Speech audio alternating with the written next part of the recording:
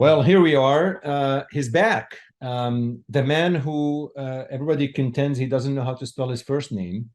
Um, Mikkael, what's the deal? I mean, everybody I talk to, they say like, this is, you need to spell your name differently. What are we going to do about that?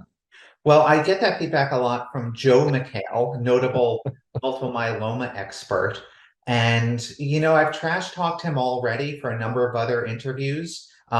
He and I are extremely good friends, despite the fact that he feels a little threatened by me. Of But I course he think is. he'll come over it. I mean, really. I mean, of course he is. And I'm on your side. I mean, hopefully Joe can hears this and let's see if he can actually up his game. So, Mikhail, thank you so much just for context, because this will air in a couple of in a few weeks. We're taping this on the Jewish New Year, so Happy New Year, Thank you. Thank you, Shana and Tova. Shana Tova, and then we're also taping this a week after you had the shoulder surgery. So I appreciate you doing this because I can only imagine that you probably still have a lot of pain. So speedy recovery and appreciate you taking the time. Well, thank you so much. As people say, it stings to get old, but it's better than the alternative. So Hey, you're an athlete. You bike all the time. it's true. It's really true. And a buddy of mine who's actually a lawyer, not a doctor, but I think he has a great theory that if you're athletic during your entire life, you probably get things like shoulder tears, which is what I had, a rotator cuff tear, that are partial, and it just takes very little to push it over the edge to something that needs surgery. So thank you so much Well, for your language. Compared to cancer, it's no big deal. I know. Well, speaking of which, so first of all, the purpose of this, you've been on this podcast before. I'm always very, very grateful for you coming in. We've tackled a variety of topics in the past, but today really, it's about your new book. I obviously, I'm a big fan. Before you actually got your first book out, because you have a very nice way of writing essays. That really they touch they're very humane, but what's unique about them in my view is that you're able to reach the common individual person that doesn't have to be a scientist or a physician to understand them. And I do think not every researcher or a clinician can do that, right? I mean, being able to write, you're not writing for Blood or JCO, you're writing for public. It's challenging. I mean, if you're a writer and you are a doctor and try to be brave enough to write for the lay press, first of all, it's much more competitive, and it's you wind up leaving yourself much more vulnerable because if you come at it at a level that you would discuss things with your colleagues, it really won't have any impact. So you have to respect your audience and have, I think, a little bit of confidence to be able to explain things at multiple levels. Now, I think we may have talked about this before. I come from a family of English majors. So when I was in medical school, I would kind of, put on my shield of complicated medical terms to talk to my parents about what I was learning. And they would really, berate me about it and say, listen, you don't have to use those highfalutin terms. You're talking to us. Just explain it in plain English so that we understand it. And I've always carried that with me, I think, in how I do most presentations. So even when I'm at conferences, I try to explain it at a level that anyone can understand. And I think if we're not good at communicating at a level that transcends expertise, we're really not doing our job. I mean, one of the most valuable things that we do as physicians, as nurses, as pharmacists is communicate and explain these complicated concepts in a way that people understand and that they can then make informed decisions about. No, it's really wonderful. I've always said there are some of our colleagues who are really, they're super smart. I mean, they've contributed so much to the field, but they get on the podium and there's a disconnect. Like I don't always understand everything they say. There's the other ones who can really get the message. But we're not talking science, although a little bit of science. We're talking about this new book. So the title of your book is the FDA and drugs and safety and all of these things. So you're going to tell us the title of the book, but what why did you decide to embark on writing this book?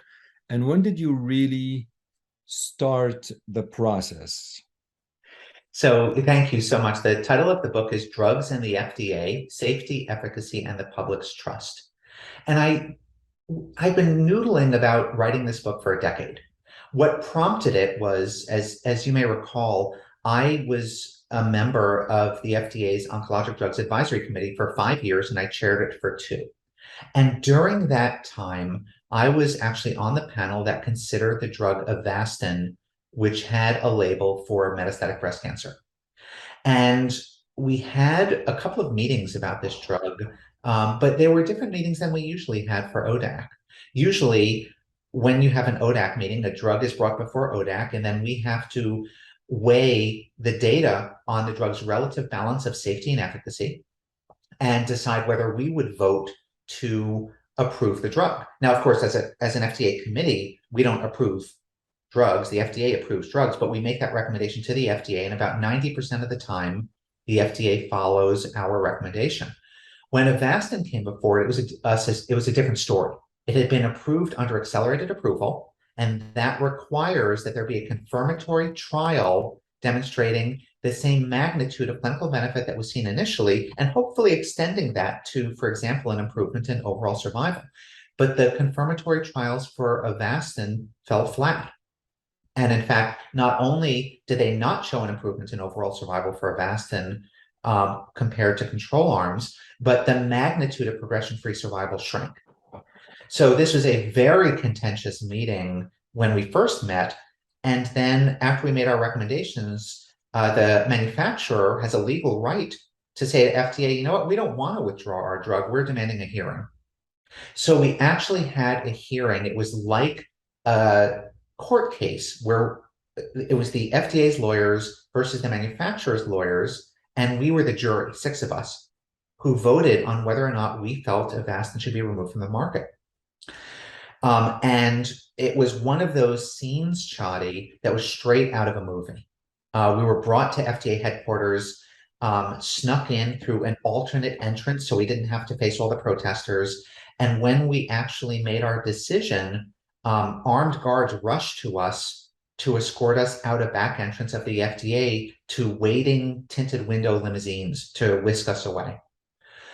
So ever since then, I've always wondered, why hasn't anyone written a book about this? Because you can look at this trial in which the FDA was involved as the ultimate test of how well the FDA works or in how it doesn't work. And that kind of set me on the way towards writing the book Drugs and the FDA: Safety, Efficacy, and the Public's Trust. And in my mind, this whole debate about safety and efficacy and the relative balance gets to how much the public trusts the FDA and other public health agencies, which we've seen played out in real time through the COVID-19 pandemic.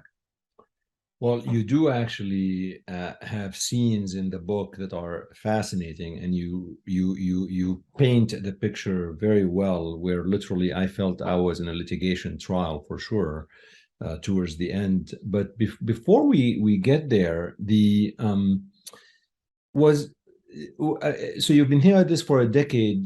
Did COVID play a role? Like, because of COVID, you thought, and the FDA and the EUA, all of these things, was there something that tipped you, this is the time to do it? It's another great question. I think that writing this book, which I did during the COVID pandemic, was kind of my response to COVID in a way. I find writing to be both therapeutic, a way of processing, but also a way to keep engaged, particularly when we were so isolated, right? You could argue that one of the most isolating activities you could do is writing a book. Yeah. And you'll hear about the loneliness of writing, right? Yeah. When it's in a very, very long form like this. I think this book was about 80,000, 85,000 words. So I think that was part of it, Chadi, and part of it was really what motivated me to do it was over the past few years, you've seen this almost juggernaut of accelerated approvals by the FDA of mostly cancer drugs. And these drugs are approved based on data that sometimes from single-arm studies that doesn't have an endpoint of overall survival. And then we as practitioners, as medical hematologists and oncologists, are stuck facing patients trying to explain why we would or wouldn't recommend a drug without a lot of data supporting our recommendation. So as these approvals have been coming more and more over the past, particularly over the past 5 years, I've been struggling myself in how I've been treating patients with how to communicate this message about drugs that are approved under accelerated approval, while we're waiting for a confirmatory trial to really show how well these drugs work or don't work. When you wrote the book, Mikkael, and we all know there are you have to decide who your target audience is, because you obviously tailor sometimes the language as well as what you are going to describe based on your target audience. Who do you want to read the book? Who's your target audience? I honestly start with my parents. I do. They will never approve. Come on. I will tell you, my mom read the book and she liked it. And you might think that that's kind of an easy win, but not with my mother. She would have told me if there were problems with the book. So, well, we could tell actually. There's a segment in the book that I'm glad your mom is doing well, but you do actually go personal when you describe how she was diagnosed with lung cancer. And I could tell she's a feisty woman who is not going to tell you something that is not good just because you're her son. Yeah, so you're right. I did talk about that in the book because this also happened over the past few years while I was noodling about this topic. My mom was diagnosed with lung cancer, and I wrote about this actually in a couple of essays that wound up appearing in the New York Times a little bit after this occurred. And at the time, it was a rocky road. She was diagnosed in Rhode Island, which is where I'm from. I was living in Cleveland at the time, and her initial scans showed that she was a stage 3B, non-small cell lung cancer. It was only after I had a lot of difficulty trying to help manage her care from a distance that I said, why don't you just come to Cleveland where, I can help facilitate getting you in for the appointments that you need. And it was in the course of that we actually discovered that her initial PET scan was a false positive, and she was, in fact, stage 1 and resectable non-small cell lung cancer. So it was going through this and going through the machinations of thinking about her treatment that I thought a lot about how patients think about going on to a clinical trial. And part of this book is to present a patient who goes on to a clinical trial, how that person makes decisions, and then how incredibly challenging it is at times to figure out whether adverse events that occur are due to a drug or not due to a drug in a patient, and how that then feeds into eventually what may be a label for a drug, and how we have to weigh the risks and benefits of treating a patient when we weren't primarily involved in a study. You do that actually very well, and we'll get into it. I have some questions about that as well. But before we get there, just have a couple of things, and then I want to go into the ODAC thing. Because you talk a lot about the FDA in the process, and for all the policy researchers out there who are listening to this or are going to read my review, it's really a great way of describing this. Did you have to get permission from the FDA? Like, is there, because you're talking about a governmental agency, but you could write what you want. When you put that in a book, do you actually need clearance from the FDA to write about your experience in the ODAC? Everything's public, Chadi. So one of the beautiful things about the way we make decisions about drugs in the United States is that it's transparent and open and occurs in real time. So, for example, I was on an FDA panel last week from when we were recording this on a couple of drugs, and it was live. And at one point, there were technical issues, and the FDA actually said, we're going to pause discussion right now because the public can't hear what we're saying until we restore their connection so they can be part of it. So everything is live, everything is public, and everything that I pulled for the book actually were from transcripts that are online that anyone can have access to if they care to. That's excellent. So let's start by the ODAC. I think so. For of course, me and you are not going to give the entire book away because we'd like people to read it, but we're going to give enough to tease folks. really the book centers about your experience as an ODAC member. As Yep. you take us through the story of the Avastin debacle in breast cancer, and you go back and forth, and you know you do that really beautifully. But I want to start with the ODAC, because you do actually spend quite a bit as you write. Uh, you know, you know, I'm being asked to render an opinion on a breast cancer drug, Correct. which is Avastin was being, you know, for approval in metastatic breast cancer. But you're a leukemia guy. I mean, you haven't really treated breast cancer patients. And Wyndham Wilson, that you bring him up as the chair of the ODAC committee, he's a lymphoma guy, and all of that.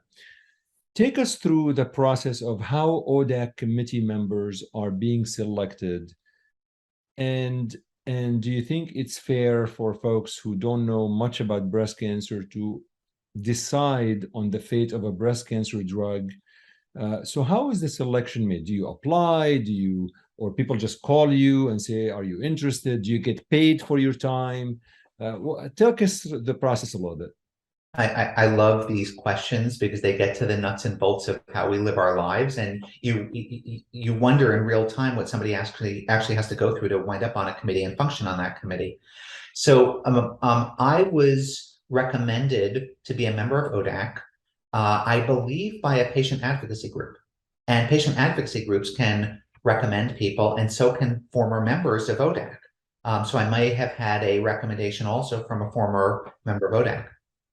That then leads to the FDA sending an email saying, "Are you interested in this? And if so, send us your CV." So I went through that process. I then must have cleared some sort of hurdle because I was invited to come to FDA headquarters for an interview.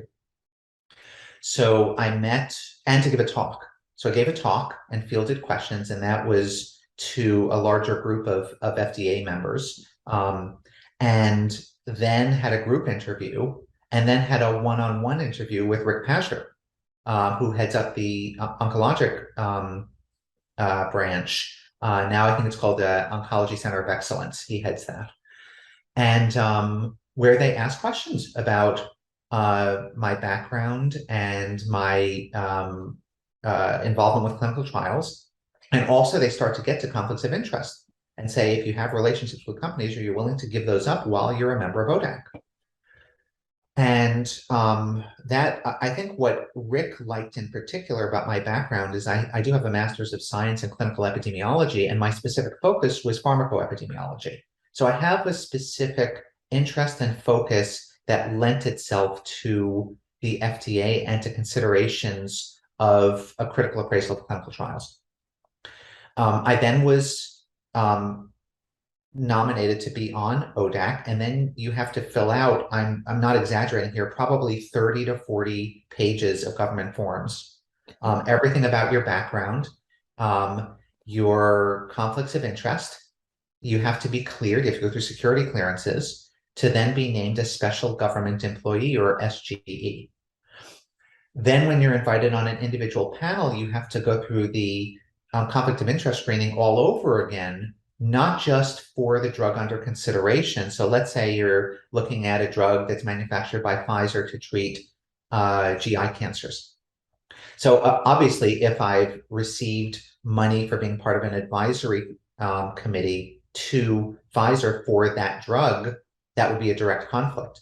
But it would also be a direct conflict if I receive money for another drug that competes with that drug from another company, or even for something completely different for another company that manufactures a drug that competes with that Pfizer GI cancer drug.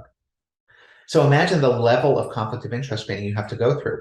That extends not only to me, but to family members and to clinical trials in which you're an investigator or sub-investigator, where you have to figure out how much money is given, not just, you know, if it's directly to you as part of an advisory committee, but to your institution for participation in a clinical trial. So after you go through all that conflict screening, you start to see why it's really hard to get an expert in breast cancer onto an FDA panel that's considering a breast cancer drug. So you could argue, okay, well, that doesn't have disease experts on that. Is that really fair?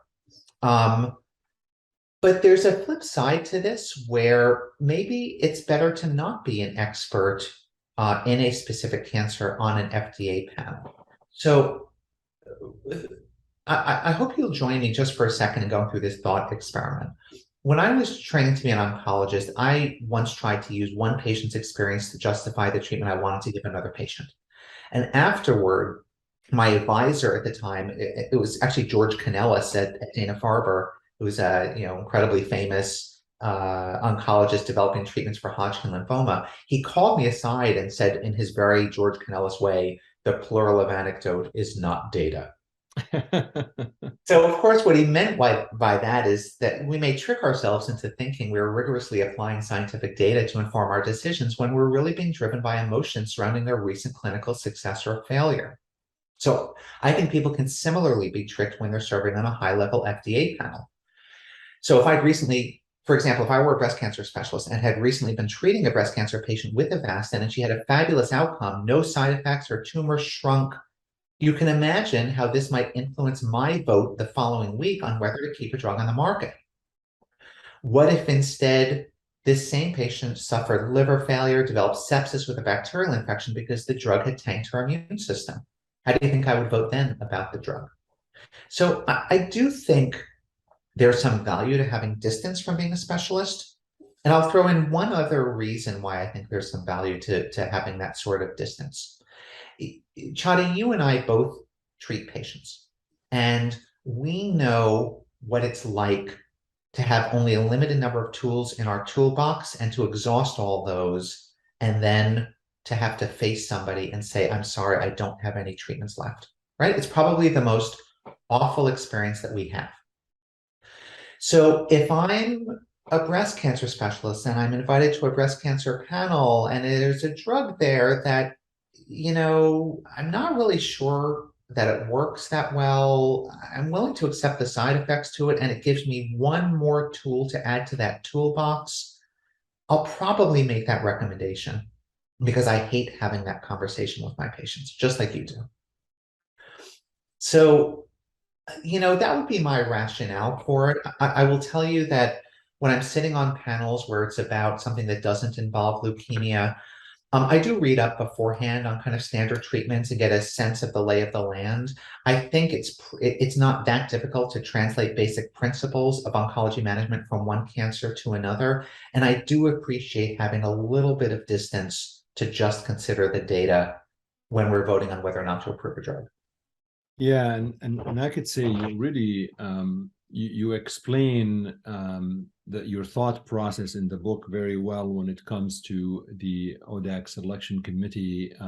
But is the ODAC, so it's a 5-year term usually on ODAC, and during that time you actually are responsible to advise about advising the FDA for any drug, or is there an ODAC committee for each disease? Like for those who are listening who may not really be familiar of how ODAC actually works, were you for 5 years responsible for advising the FDA on any oncology drug?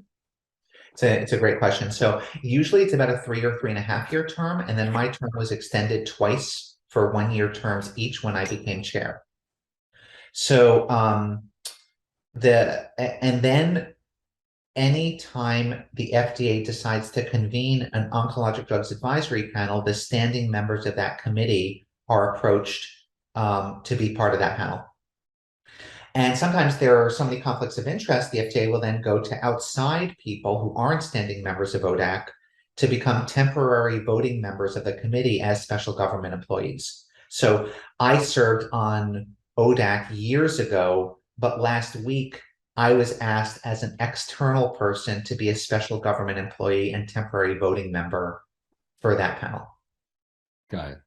And you do get paid for your time, I hope, just a little bit. I mean, I love the scene when you and Rick, I believe, you're going to the cafeteria and you're trying to get a sandwich, and he said, well, I can't really pay for your sandwich, but you can really expense it. It's like, it's okay. I'll just pay for it. I'll save the tax dollar money. I did a chuckle when I read that. I could totally imagine the scene at the cafeteria, but hopefully there's some compensation for your time and effort.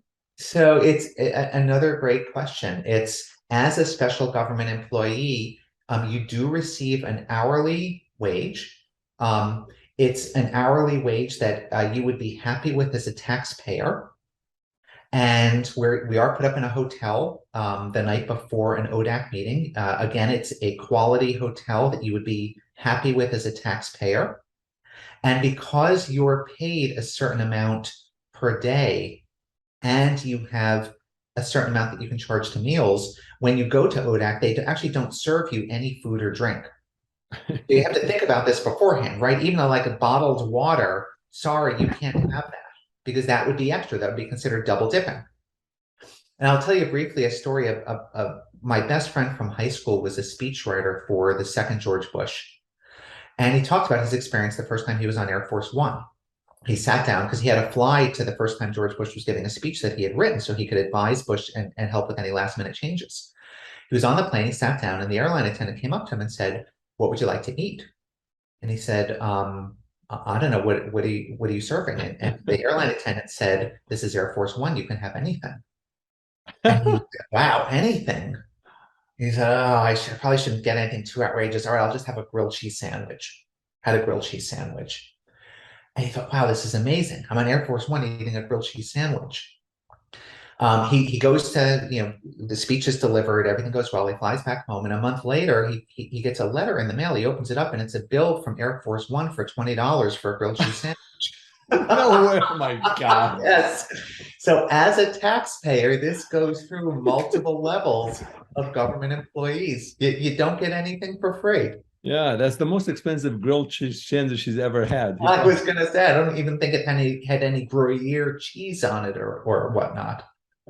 It, so Mikhail, as I was reading the book, I loved the back and forth. So you give me a scene of what's happening in the FDA. I'm going to call this almost honestly a courtroom, frankly, with everything happening. And then you take me back to years and decades ago from when things were starting to happen and when the FDA was formed.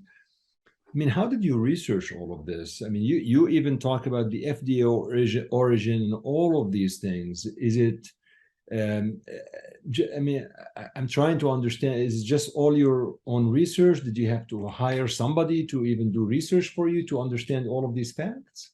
Yeah. So I will be honest with you, Chadi. This was a very hard book to write. I could And imagine. I could imagine. There's a lot of this like details from background that were really not easy to find. what I found interesting is that the information about the history of the FDA, I couldn't find consolidated in one book anywhere. Yeah. So I would pull magazine articles, scientific journal articles. Um, I pulled original literature whenever I could find it. And I've found these incredibly marvelous little details. This is going to be my one foray into being like a Robert Caro as a historian, right? And getting to actually look at the original texts and have these little finds. But as you can see from the book, I think I have hundreds of references. Yeah. And it took a lot of research and kind of constant rechecking. And I use there's a newspaper standard of getting two sources to confirm something. So I always tried to find two sources to confirm something when I found something. I also loved how you described even the buildings and the hallways and the FDA and so on. Like I felt I was really seeing the building and imagining it. So it's really very nice to actually see that. So couple of things that struck me is you actually talk a lot about how patients were addressing the ODAC. Some of these were breast cancer patients, and there were people who are waiting outside and in the hearings. And I could only imagine, obviously, how challenging that is, because ultimately you are a doctor, you are a treating physician, and there's a human as element of this that a drug may not be statistically significant. It may not actually do well in a randomized controlled trial, but it might help that these one or two patients. And to these one or two patients, it could be life-changing. I could only imagine how heartbreaking listening to this and how challenging this is to actually make a decision. How do you, as a member of the ODAC, balance the science with the humanity? I mean, there's a human element of this that it's very difficult. I mean, you're the same person. You can't really cut yourself in half. So that's it. It's a great, another great point, Chadi. I listen to the testimonies from patients when I'm on ODAC. I really do. I pay attention to them.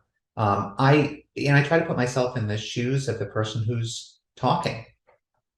Imagine if you or I went up and had some microphone time at FDA. It's intimidating.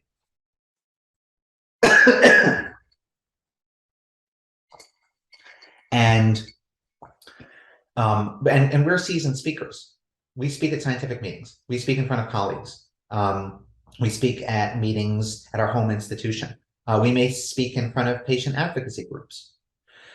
And each of these people felt strongly enough about how a drug had affected them that they took the time to take a train or a plane to one of the 3 Washington or Baltimore airports, and you know how intimidating that can be.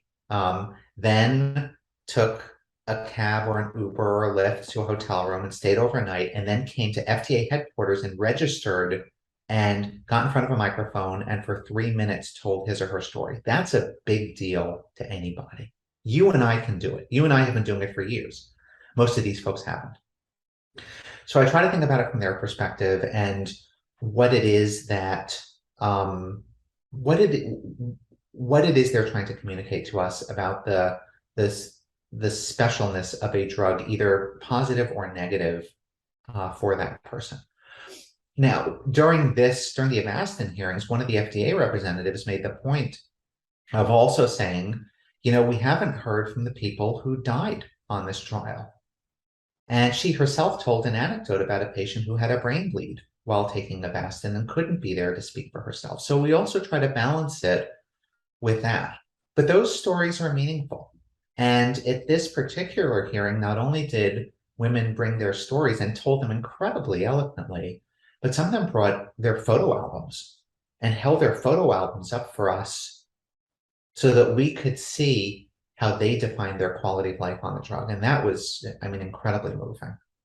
That is, you know, you mentioned about the side effects that sometimes, I mean, if somebody dies, they're not going to be at the ODAC committee talking how well they've done. But at the same time, you know, one of those things is you know, from a safety perspective, it's a good opportunity here to talk about direct-to-consumer advertising. It is, you know, we all watch TV every so often, and you see these drugs being advertised to consumers, and you do actually talk about this quite a bit. And I couldn't tell from reading whether you're pro or against direct-to-consumer advertising. You provided facts. I saw that, and you actually put in numbers and figures, which is very helpful to readers. What are your personal thoughts about direct-to-consumer advertising? And I gotta believe that the FDA could stop it if they want to, if you don't think it's good. Yeah.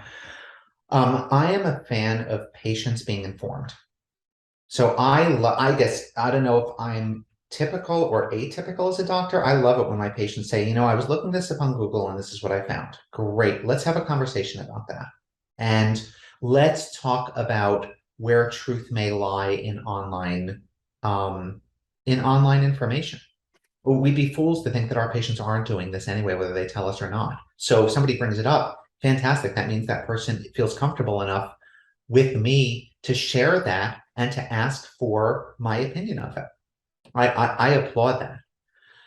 With direct-to-consumer advertising, we have to keep in mind that the FDA does check what is about to be advertised, but they're just checking it for truthfulness and on-label marketing. They're not checking it for tone. They're not checking it for the emotions that direct-to-consumer advertising may stir in somebody. They're not checking it for example, the incident I bring up in the book, when a disease expert is hired by a company to put his or her name to something that looks like it might be a scientific article, when in fact it's an advertisement, and the tone of language that's used in that. And this was something I saw when I was editor-in-chief of ASH Clinical News. I actually had to approve all the advertisements that went in the magazine as well. And some of these were submitted, and they looked for all the world like one of the balanced, unbiased articles we would write for the magazine, but they weren't. They were in the same font, the same structure as one of our articles, but they were actually an advertisement from a drug company. And those we rejected and said, no way. So I'm all for people being informed. And that doesn't just have to come from a physician or nurse or pharmacist. That can come from a variety of sources. But I don't think that necessarily people are always aware of how their emotions are being jiggered by a television commercial or a radio advertisement.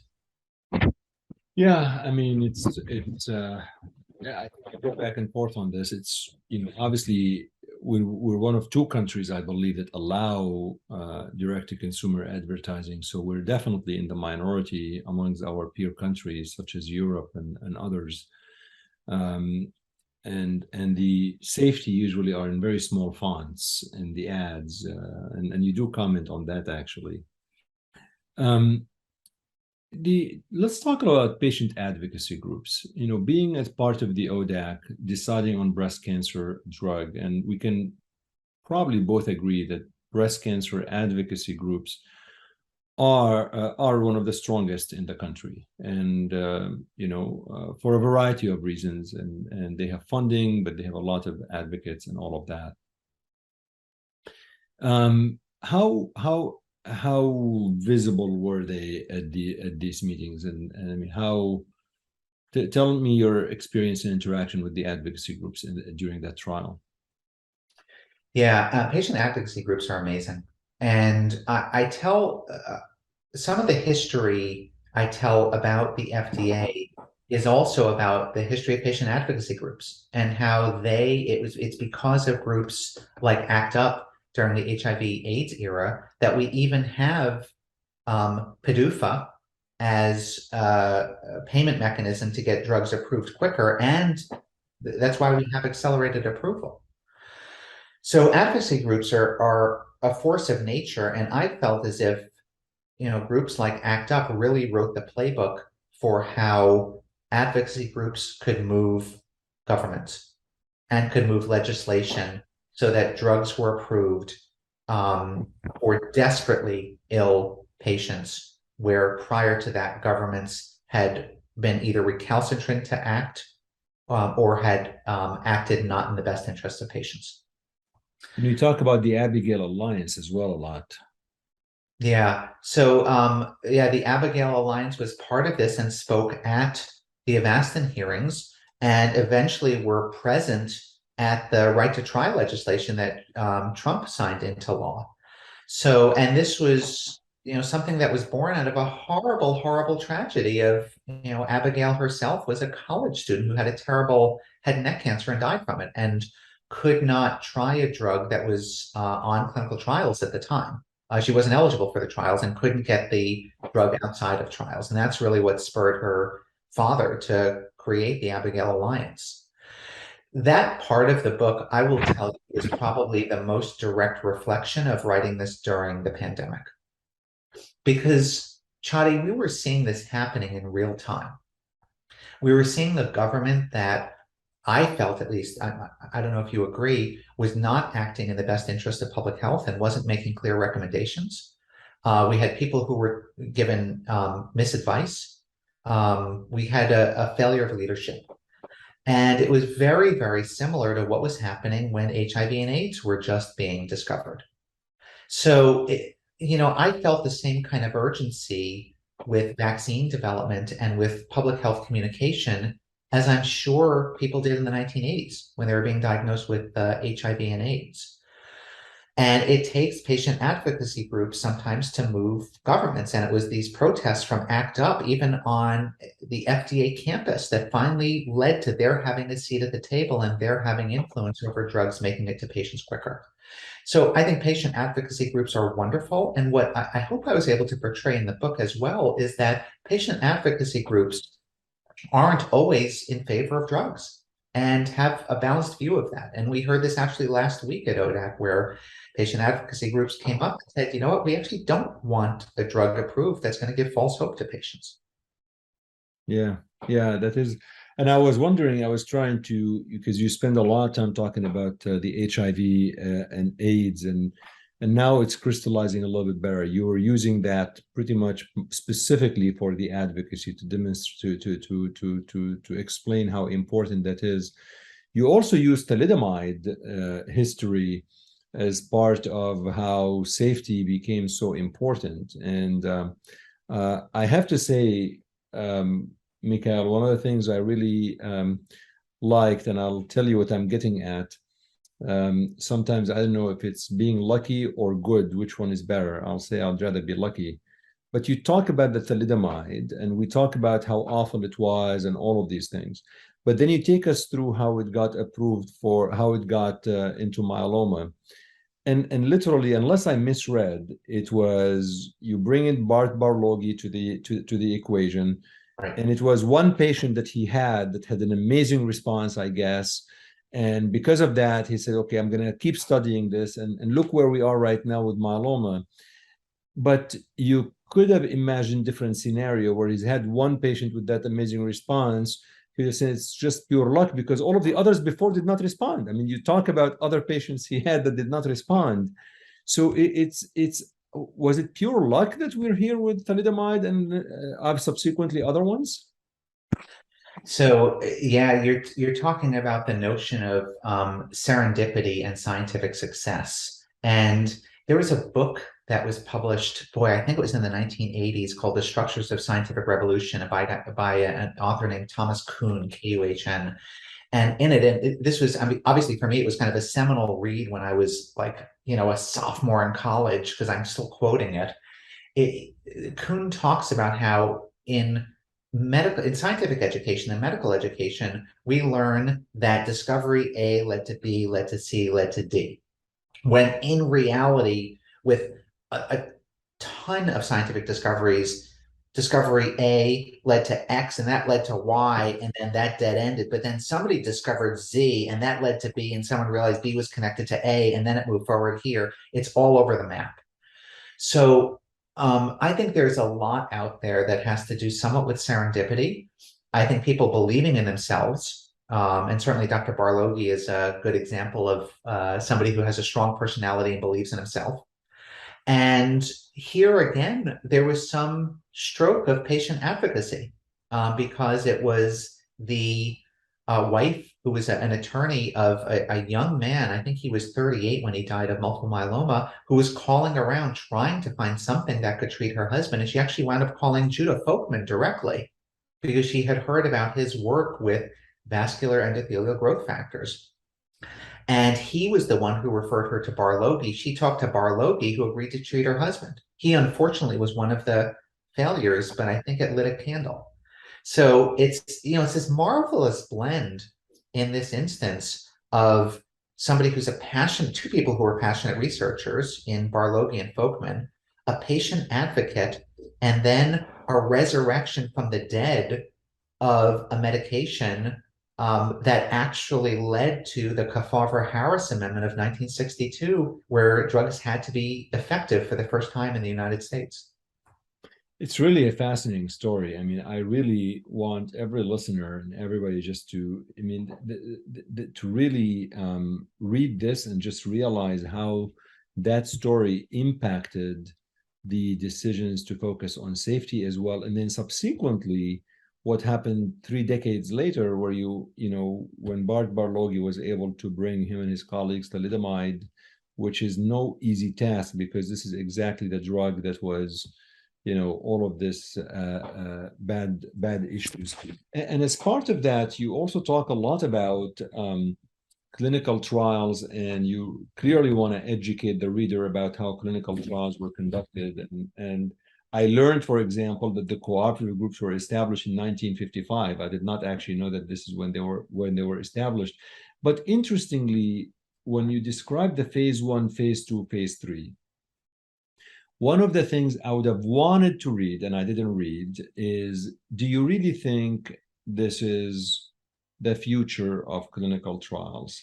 And I'll tell you why I ask. The description of phase 1 studies, 3+3, if somebody has an issue, you add 3, all of these things, just sounds so not 2022, 2023, where we should do better with pharmacogenomics, pharmacodynamics. I mean, all of these things that we know. It seems to me giving a drug and increasing the dose until the person just pukes their heart away should be the way. And I know what you did describe the current state, but at least for me, I did not see, what does Dr. Sekeres think how clinical trials should be conducted in the contemporary era? Yeah, the notion of phase 1 trials, and I've seen this play out in real time. You and I both participated in early phase trials where you look at the results and you kind of squint a little bit and change the lighting and look at the AE and like maybe this was responsible. It was a close to a response. Okay, so we're going to go forward with this dose in this patient population. It's ludicrous, Right. right? We're basing drug development on a gut instinct and anecdote. So I do think there's an opportunity here. As you mentioned, there are a variety of data points that we can pull in, not just safety in an early phase study, but we can start to look at efficacy. We can start to look at how a drug behaves in the body. And probably the best approach is going to be to use artificial intelligence and machine learning approaches to guide drug development and have it not as discrete. This is a phase 1 study. This is a phase 2. This is a phase 3, but as a continuous process of changing probabilities and types of patients who are enrolled to trials until we get it right. Yeah. And it's fascinating. I mean, the FDA has control over $1 trillion of like drugs that, of drugs that they actually control in terms of making decisions. I mean, that is unbelievable. That figure really blew me away. Drugs are big business. And one of the points that I make during the book, and I learned this in real time. This is, one of the fun parts about doing research on something is that you kind of hear something and it's a cool story, and then you go and research it to see if it's really true. And it turns out this is really true, that when ODAC is meeting about a given drug company, that drug company suspends trading during the ODAC meeting because the markets become so volatile with every comment that somebody makes in real time. So imagine that. The decisions that are being made can sway markets to the tunes of tens of millions of dollars during a 4-hour period, during a 4-hour ODAC meeting. Yeah. So this is big business. And when we have a live meeting, a lot of the people who tune in are really from the financial sector.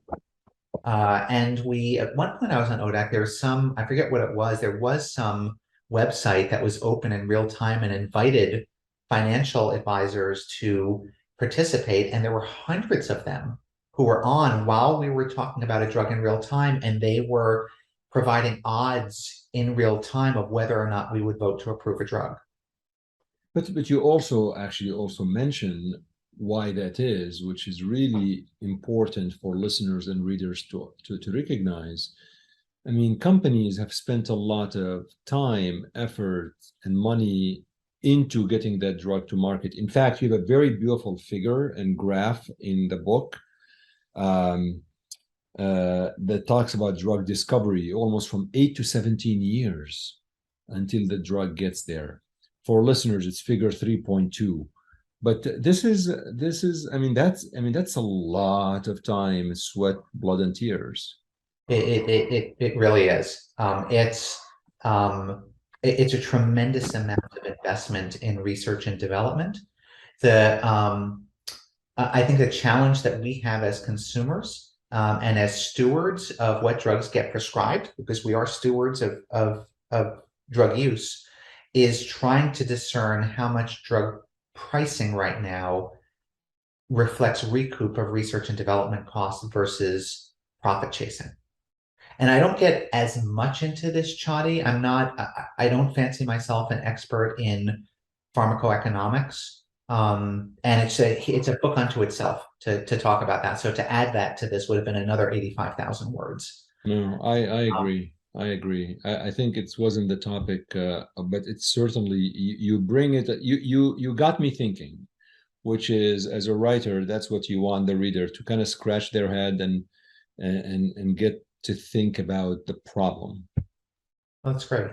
Yeah. Glad to hear it. So I have a couple of things, and I know I have to let you go, but before that, just a couple of things, Mikhail, because you did get me also to scratch my head a little bit as I was reading, and I could tell that there are certain parameters you are putting on as an ODAC committee as well as you as an individual contributor to what it's going to take until you decide on approving the drug. And you talk about overall survival. You beautifully actually mentioned that. You bring a couple of examples, which was very nice. You talk about quality of life and all of that stuff that are really important. And that was the meeting in 2011 for Avastin. But over the past 10, 12 years, there have been a lot of drugs that did get approved without evidence of demonstrating overall survival and without evidence of improving quality of life simply because of progression-free survival. And I could tell that you, not as a writer and an investigator, I could totally tell you were critical of that. You were critical of progression-free survival. So I could say that, but I can't help it. Part of me is thinking, if I take the ECOG 2100 that was presented to you guys over a decade ago, and I submit it today to the FDA of 2022, 2023, Avastin will be approved. I think you're probably right. So let me first talk a little bit about progression-free survival. Chadi, when I look at an endpoint in a clinical trial, again, I'm going to reflect back on my parents. How would I explain that to a patient? When I'm talking about informed consent with a patient, how do you justify progression-free survival? And I still struggle with this. And that actually came up during the hearing itself. So I'm sitting 4 feet away from a woman. She has metastatic breast cancer. She has few other options available. And I say to her, well, I have this drug, Avastin. And if I combine it with Taxol, then you're going to live without your breast cancer returning a few months more, but you're not going to live longer. You're not going to live any longer than if I didn't give you the drug. And your quality of life is not going to be any better. You're not going to feel any better. How is that informed consent? How would I say yes to a drug like that? And I'm not sure that I would. I mean, I hope, God forbid I have cancer. Any of us could get it. Would I say yes to a drug that allowed me to live longer without my cancer returning, but didn't allow me to live longer? And I don't know that I could say yes to that. So what happened in the past decade for the FDA then? Why did they change? Because it's Rick Pasder who's still there. And I think, I don't know, some people either they love him or they think he could do better. I mean, I don't know. And I have this in the book itself, a couple of just incredible quotes from Rick about how he's very aware of his public perception and how he basically he can't win. And I really have a tremendous amount of respect for Rick. I think he's brilliant. And I think he's a great team leader. His group really believes in the job they're doing. That's a reflection of a great leader. But I think what happened, and I touch on this a little bit in the epilogue, I know what happened. We had a president who declared he wanted more of a free market approach to use of drugs in the marketplace. And we had an FDA commissioner who was brought on who said, I believe in a free market approach to drugs being available. So that was the directive from above. As a result, we saw this juggernaut of approvals of drugs based on interim markers of clinically meaningful benefits, things like duration of response, progression-free survival, but not on overall survival or improvement in quality of life. And now what's happening, and this was absolutely predictable, is these drugs like the PI3 kinase inhibitors, are now having to face the music. The so-called confirmatory studies aren't confirming, or the follow-up trials aren't confirming, and little by little, these drugs are being pulled from the market. This was 100% predictable 5-7 years ago. But and I mean, this is not a political show. This was going on before 2016. I mean, the use of surrogate endpoints and things like that was. I don't assign that to, honestly, to a cabinet or an administration. Maybe it was worse under one versus another, but I've seen it, the use of surrogate endpoints, regardless, frankly, who has been in administration. But I have not done that research, so I cannot.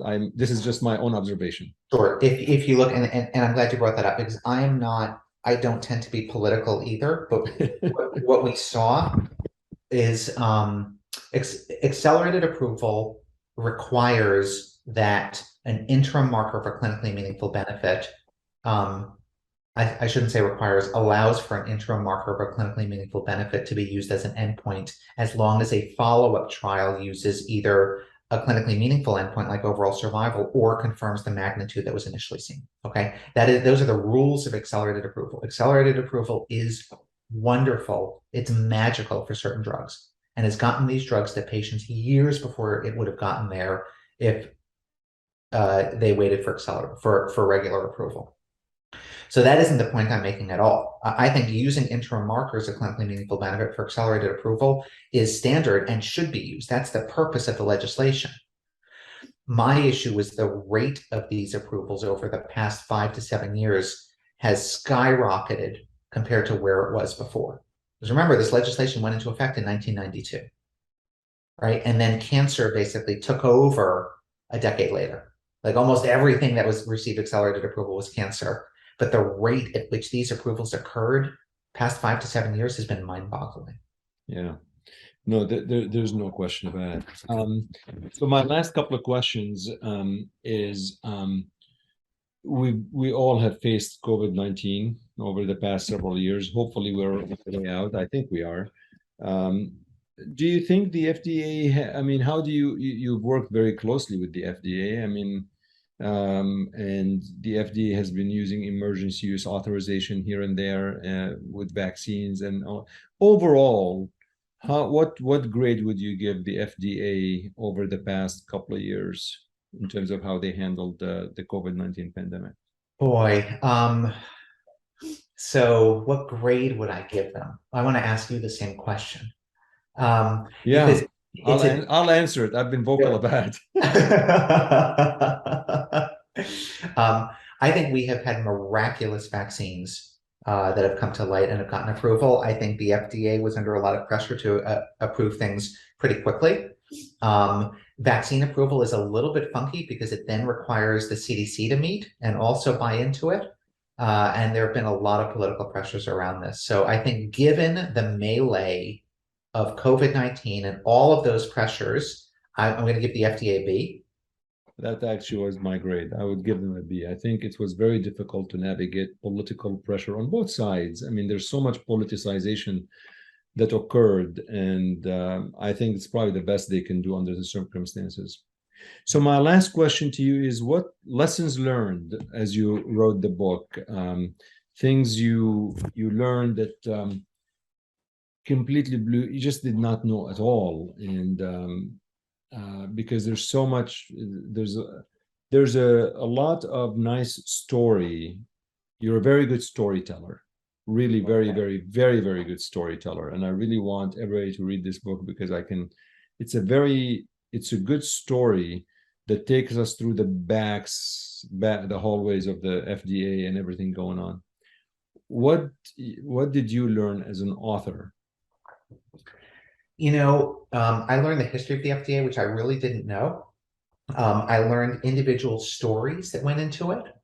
I went into this with the premise that the FDA's history informs the decisions it makes today, and I really do believe that. That was reinforced, that the FDA is focused first and foremost on safety, safety, safety, and then on efficacy. And I learned just how hard a job it is to to be in the FDA, given the many pressures that they're under, um, both from patients, pharmaceutical industry, government, healthcare providers, and how they have to thread a needle with this. I suspect they are terribly under-resourced for the job that they really want to do, as well. And the FDA is an organic place. I'm looking forward to how it's going to evolve over the next 10 years. And you do, it looks like your contacts are hurting you. Yeah, I'm I'm sorry. sorry. Yeah. No, it's okay. But one of my favorite quotes that you put in the book is from Rick Bazer. Is like, we can't please everybody. Like you can't win with this job. Like he almost Yeah. said. Yeah. Yeah, he makes I mean he makes quite an analogy to war crimes Yeah, with the yeah. job that they have to do. Well, look, I loved it. I really did.